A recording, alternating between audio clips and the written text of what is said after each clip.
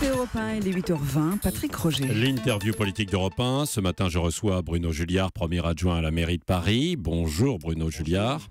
Est-ce que devant la polémique autour de Tel Aviv-sur-Seine, vous avez songé à un moment donné à renoncer à l'opération demain ? Non, jamais.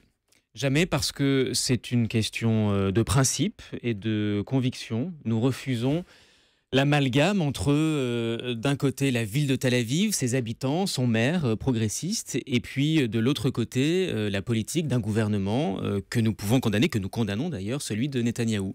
Et si nous avions cédé, c'est-à-dire si nous avions annulé cette manifestation, de fait, cela nous aurait conduit à donner raison aux éléments les plus radicaux, hostiles, dont certains sont de bonne foi d'ailleurs, à l'invitation de Tel Aviv à Paris-Plage. Vous n'avez pas eu de mais ça n'est pas notre aussi conviction. Oui, vous n'avez pas eu de demande de la part des autorités, justement, aussi de renoncer en se disant attention, peut-être qu'on va raviver les tensions. Non, pas du tout. Il y a une solidarité totale de la part du gouvernement d'une part et de la préfecture de police d'autre part, qui est chargée avec nous d'assurer la sécurité de l'événement dès demain matin. Oui, alors c'est ça. Comment vous allez organiser cette sécurité, hein ? Vous allez avoir le renfort de 300 CRS au moins, c'est ça ?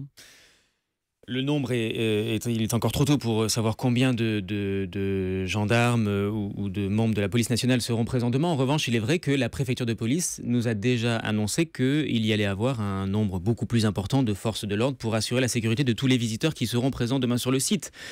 Évidemment, comme vous pouvez l'imaginer, nous voulions une initiative festive avec des animations ludiques, gratuites, des concerts, des food trucks et autres.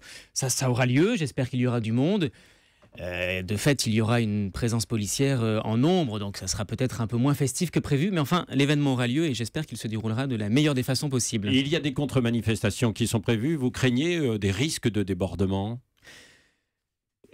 En tout cas, je ne les souhaite pas. Depuis plusieurs jours, nous appelons à la raison et à la responsabilité, notamment en refusant l'amalgame dont je parlais à l'instant, en réexpliquant toutes les initiatives que la mairie de Paris a prises, notamment dans ses coopérations avec des villes palestiniennes. Je pense à Ramallah, je pense à Jéricho, je pense à Bethléem par exemple, en essayant de démontrer la cohérence globale de la politique diplomatique, déconcentrée certes, mais diplomatique, de la ville de Paris.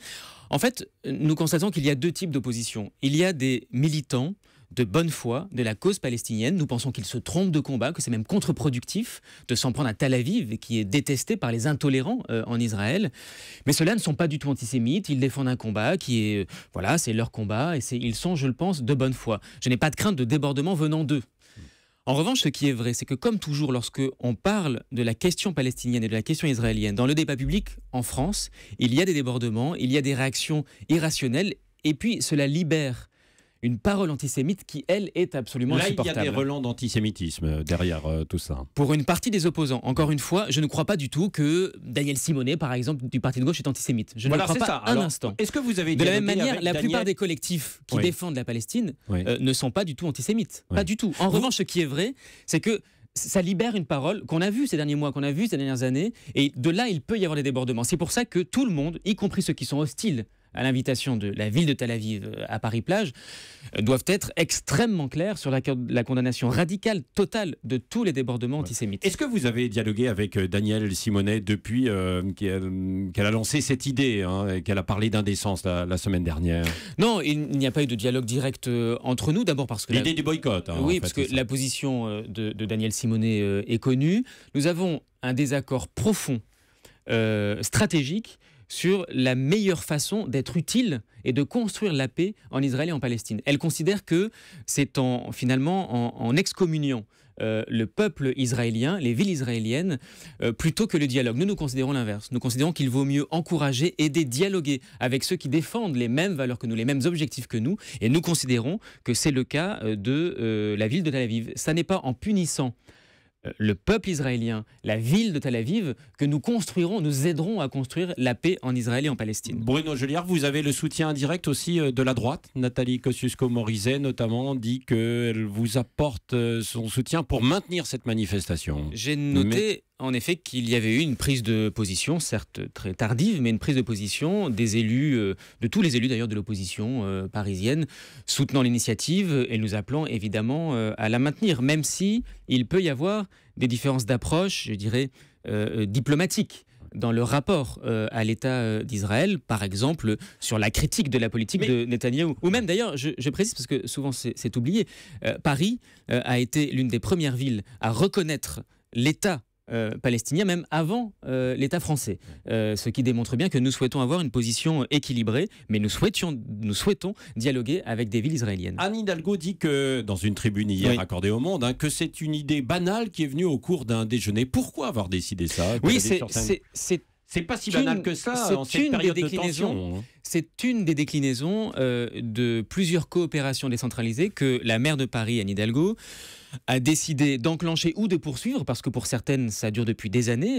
Bertrand Delanoë en avait engagé un certain nombre, notamment avec Bethléem, du côté palestinien par exemple, ou même déjà Tel Aviv.